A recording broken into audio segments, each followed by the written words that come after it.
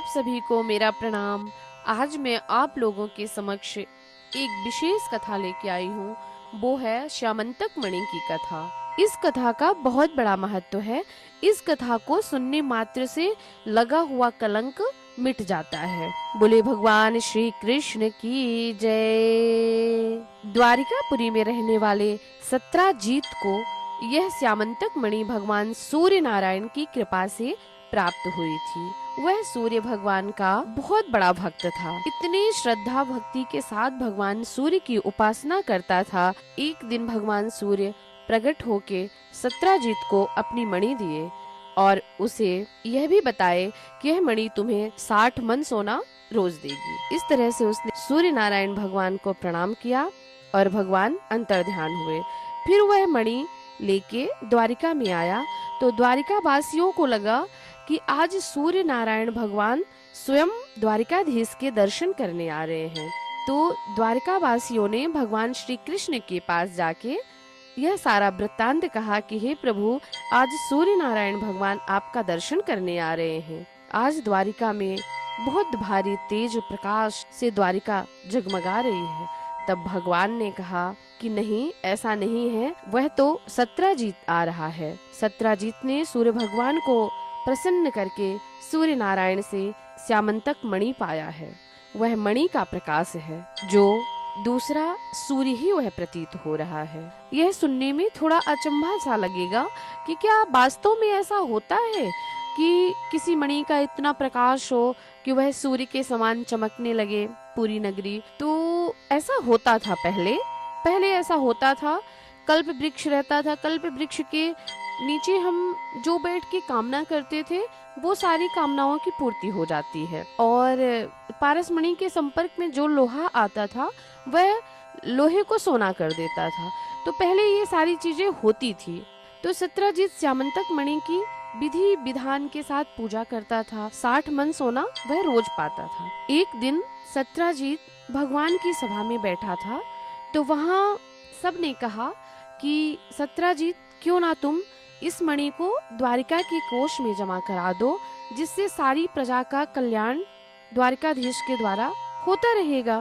तो इस बात पर भगवान भी बोले, भगवान श्री कृष्ण ने भी कहा कि हाँ सत्राजीत, जितना तुम्हें सोना चाहिए उतना सोना हम रोज तुम्हें दे दिया करेंगे और शेष बचा हुआ हम प्रजा के कल्याण में लगा देंगे। तो क्यों ना ऐसा कर लिया जाए।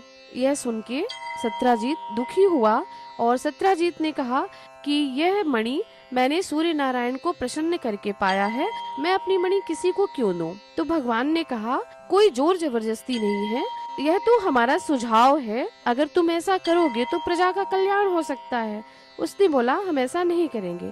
भगवान ने कहा कोई बात नहीं, तुम नहीं मान रहे हो तो कोई बात नहीं है, तुम्हारी चीज है, तुम अपने पास रखो। और सत्राजीत सभा स्थगित हुई और सत्राजीत फिर सभा से गया और बहुत दुखी हुआ और फिर वह वापस सभा में भगवान के नहीं आया। और ये सारी बातें सत्राजीत जाके अपने भाई प्रसेनजीत से कहा। प्रसेनजीत सत्राजीत का भाई था। तो वह अपने भाई से कहा। प्रसेनजीत ने अपने भाई को सत्राजीत को समझाने लगा कि भैया, यह बात तो अब सबको पता हो गई है कि आपके पास मणि है, और सबसे बड़ी बात तो श्री कृष्ण को भी ये बात पता हो गई कि आपके पास मणि है जो 60 मन सोना रोज दे रही है। सबसे बड़ा चोर तो कृष्ण ही है। तो कहीं ऐसा ना हो कि आपकी मणि को कृष्ण चुरा ले जाए। तो क्यों ना आप इस मणि को हमें दे दो, हम इसकी अच्छे से देख रेख करेंगे और संभाल के रखेंगे। सत्राजीत ने सोचा बात भी सही है, मैं अपने भाई को यह दे देता हूँ, वह संभाल के रखेगा। और सत्राजीत ने अपने भाई प्रसेनजीत को वह मणि दे दी। एक दिन प्रसेनजीत ने वह मणि पहनकर जंगल में शिकार के लिए चला गया और उसकी चमक देखकर एक शेर उसके ऊपर आकर्षित हुआ और उसे देखा और उससे प्रसेनजीत को शेर ने मार डाला और उस मणि को ले लिया। उस मणि को शेर से भालू ने देखा, भालू और शेर में युद्ध हुआ और भालू ने मणि को ले लिया शेर को मार के और अपने गुफा में चला गया। अब कुछ समय बीत गए, प्रसेन अपने घर नहीं पहुंचा। तो सत्राजीत ने सोचा कि उस दिन सभा में सभी लोगों ने और कृष्ण ने मुझसे यह मणि मांगी थी द्वारिका के कल्याण के लिए, मैंने नहीं दिया। तो मुझे ऐसा प्रतीत होता है कि कृष्ण ने मेरी मणि को चुरा लिया और मेरे भाई को मार डाला। ऐसा कलंक लगा दिया सत्यजीत ने कृष्ण भगवान पर। और जब यह सारी बातें भगवान कृष्ण को पता हुई तो वह बहुत दुखी हुए और उन्होंने सोचा कि कुछ बोलना यहाँ अच्छा नहीं होगा। मैं एक राजा हूँ, मेरा धर्म है प्रजा का कल्याण करना और प्रजा की समस्या का हल निकालना। तो भगवान ने सोचा क्यों ना मैं स्वयं ढूंढूं कि मणि कहाँ है। भगवान मणि ढूंढते ढूंढते उसी गुफा में जा पहुँचे जहाँ वह भालू मणि को लेके बैठा था और भालू भगवान का ध्यान कर रहा था। वह भालू कोई और नहीं बल्कि वह जामवंत जी थे, भगवान राम के अवतार में जो भगवान राम के साथ जामवंत जी थे, सुग्रीव के सेना नायक, वो जामवंत महाराज थे। तो भगवान वहाँ पहुँच गए गुफा में और भगवान ने कहा कि यह मणि मुझे दे दो। जामवंत जी कहने लगे कि यह मणि मैंने युद्ध से प्राप्त की, मैं आपको क्यों दे दूं यह मणि। भगवान ने कहा यह मणि मुझे दे दो, मैं मणि को लेने ही ढूंढने ही आया था। तो जामवंत जी ने कहा उसके लिए आपको हमसे युद्ध करना होगा। भगवान ने कहा ठीक है, मैं तैयार हूँ। और भगवान में जामवंत जी में काफी लंबे समय तक युद्ध चला। एक दिन जामवंत जी ने कहा कि आप कौन हैं जो इतने समय तक मेरे साथ युद्ध में टिके हुए हैं। मेरे समक्ष तो युद्ध में कोई टिकता नहीं, इतने समय तक टिके हुए हैं मेरे साथ युद्ध में, आप कौन हैं? मैं आपका वास्तविक परिचय चाहता हूँ, हे प्रभु अपना परिचय कराएं।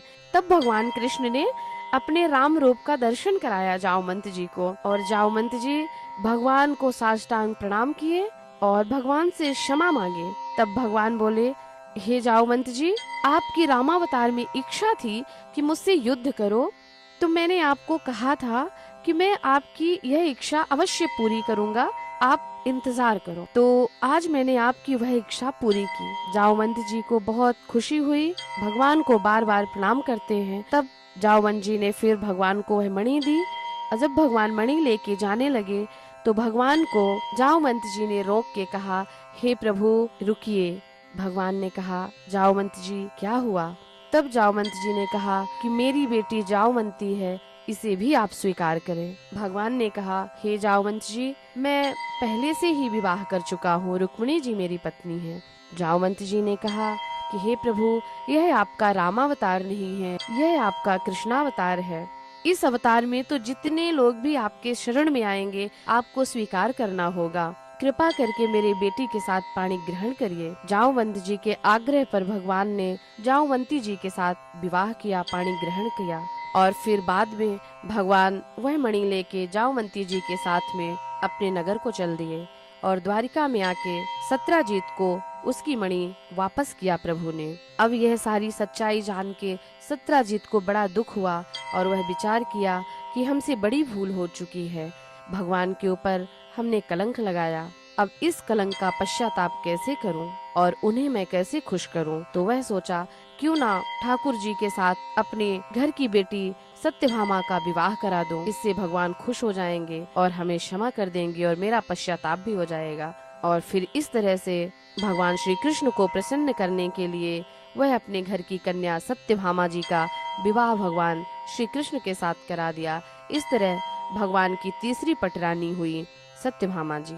तो यह कथा थी श्यामंतक मणि की। यह कथा जो भी सुनेगा किसी भी प्रकार का कोई कलंक नहीं लगेगा और लगा हुआ कलंक भी मिट जाएगा। तो अगर आप लोगों को यह कथा अच्छी लगी हो तो हमारे चैनल को सब्सक्राइब करें और हमें अपने आशीर्वाद से अनुग्रहित करें।